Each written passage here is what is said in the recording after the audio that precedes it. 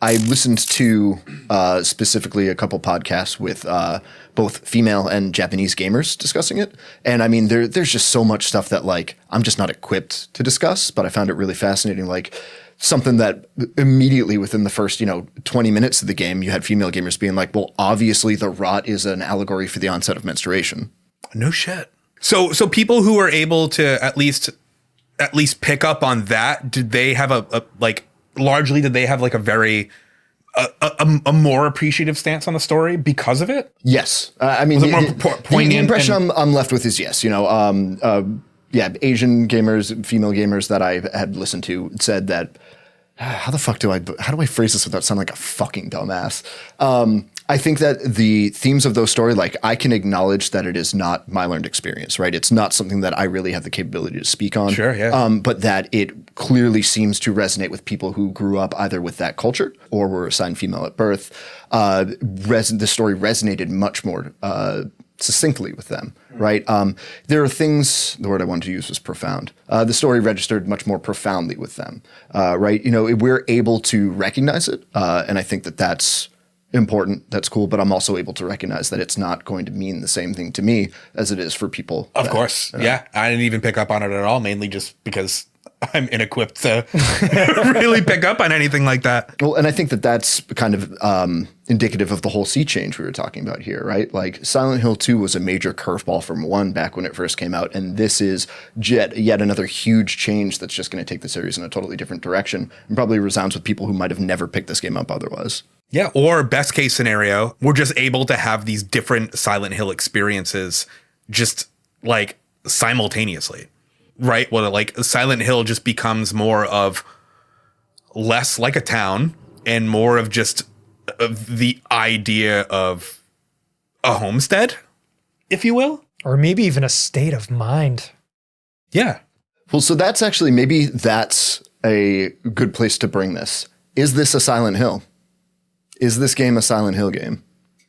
Considering, let's go back to our last show with 2 Remake. I consider the whole frame of that game to be in James's samsara, James's own mind, James's own afterlife, whatever you want to call it. So that being said, I might actually think Silent Hill is more of a psychological thing than a physical place, even though it is a town. I mean, in our beloved previous entries. Yeah. I mean, I don't know about you guys, but my copy does say Silent Hill on it. So I think it is a Silent Hill game. But joking aside, I didn't have a physical copy, remember? Oh, but did it say it on your PS5? Did it say Silent Hill F? I don't have a witty retort. I'm not funny, okay? Yeah. I'm going to unequivocally say yes. That I definitely think it's a Silent Hill game because, like, to not be so eloquent, like, what the fuck do we have to lose, dude? We've had nothing. Mm-hmm. We've had nothing in this franchise. Downpour and Homecoming, fine, whatever. Like, they're not, like, we need to embrace this. What we love about Silent Hill is the psychological survival horror. And that is what we got here. 100%. That is what 100%. we got here. You cannot say that is not what we got here. So, like, can it change and morph? Yeah, absolutely, because that's what the human mind does. And isn't that what this fucking game is about anyway?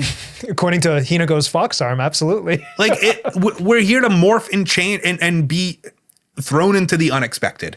And that's exactly what was done here. And it didn't largely resonate with me as much as I'd like, but, like, I'm fucking here for it. Like, I love it. I love that this game exists. And not every game has to be for me to love it. You know? You're a beautiful person. Aww. I don't want to come off as being like, yeah, the combat sucks. Because, like, it objectively does. It come on, let's be real. The combat sucks. No, the combat sucks. What? You don't think it sucks? No, the combat sucks. Yeah, it sucks. That's fine. Good. I'm with you in that not every game has to be for me. Not every Silent Hill has to be for me. And that is fine. But we can sit back, you and I can sit back objectively and just be like, this is only going to do good for the things that we love. I mean, I think that there were a couple of very smart decisions made, right? Like, it is not a numbered entry to the franchise, right? I think that's very deliberate.